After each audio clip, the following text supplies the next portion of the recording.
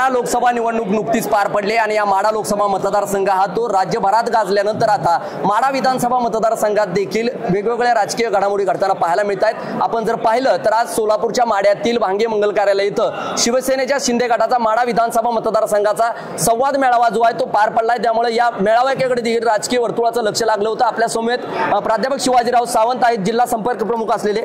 Sir, काय सांगाल? एकीकडे विधानसभेचं वारं वाहण्यास सुरुवात झाली, शिवसेनेच्या शिंदे गटाचा आज संवाद मेळावा होतोय, काय नेमकं मुख्य उद्देश होता या मेळाव्याचा? उद्देश की महायुती सरकारची जी काही चांगली कामं या सरकारने केलेली आहेत ती सर्वसामान्य लोकांच्यापर्यंत पोहोचवणं आणि ती सर्व जनतेपर्यंत पोहोचवल्यानंतर उद्याचं महायुतीचं सरकार येणं, त्यासाठी कार्यकर्त्याला कामाला लावणं हा एक मोठा मेन उद्देश होता। ज्या पद्धतीने आपण जर पाहिलं तर भाषणामध्ये अनेक पदाधिकाऱ्यांनी शिवसेनेच्या भूमिका व्यक्त केली, मागणी मांडली की प्राध्यापक शिवाजीराव सावंत यांना राज्यपाल कोट्यातून आमदारकी देण्याची मागणी आग्रहाने मांडण्यात आली। कसं पाहता या कार्यकर्त्यांच्या मागणीकडे आपण? कार्यकर्त्यांसाठी गेली मी 30 वर्ष काम करतोय। मी 3 वेळा आमदारकी लढवलेली आहे, पण त्यामध्ये मला यश आलं नाही।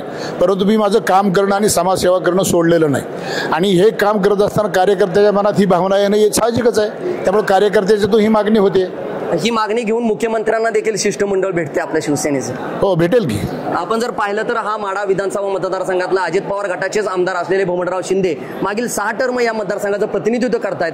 तेही महायुतीमध्ये आहेत, आपणही आहेत। आपण ठोसपणे सांगितलं की महायुतीचं काम करणार। मात्र आमदार भोमडराव शिंदे यांचे पुत्र रणजितसिंह शिंदे हे एकतर तुतारी नाहीतर अपक्षाच्या भूमिकेत असल्याचं बोललं जात आहे। एकीकडे आमदार भोमडराव शिंदेचे पुत्र रणजितसिंह शिंदे अपक्ष उभा राहिले तर सावंत परिवाराची भूमिका, राजकीय भूमिका काय असणार? जर ते अपक्ष राहिले, त्यांनी युतीचा धर्म नाही पाळला तर निश्चितपणे महायुतीनं मला तिकीट द्यावं अशी मी शिंदे साहेबाला विनंती करेन। आपण जर पाहिलं असेल तर कुठेतरी आमदार भवनराव शिंदेचे पुत्र रणजितसिंह शिंदे हे अपक्षाच्या भूमिकेत माढा विधानसभा मतदारसंघातून उभे राहिले तर सावंत परिवार असेल तो मोठ्या ताकदीनं या ठिकाणची जागा जी आहे शिवसेना शिंदे गटाकडे घेऊन या विधानसभा मतदारसंघातून मोठी ताकद जी आहे ती दाखवून देण्याचं काम करणार असल्याची भूमिका मांडली। आणि एकीकडे या मेळाव्यातून प्राध्यापक शिवाजीराव सावंत यांना राज्यपाल कोट्यातून आमदारकी देण्याची मागणी जी आहे ती प्रमुख मागणी समोर आली आणि येत्या काही दिवसामध्ये शिवसेनेचं शिष्टमंडळ जे आहे ते मुख्यमंत्री एकनाथ शिंदे असतील, अजित पवार असतील आणि देवेंद्र फडणवीस यांना भेटण्याचा जो आहे तो या संदर्भातला निर्णय जो आहे तो या बैठकीत आणि मेळाव्यामध्ये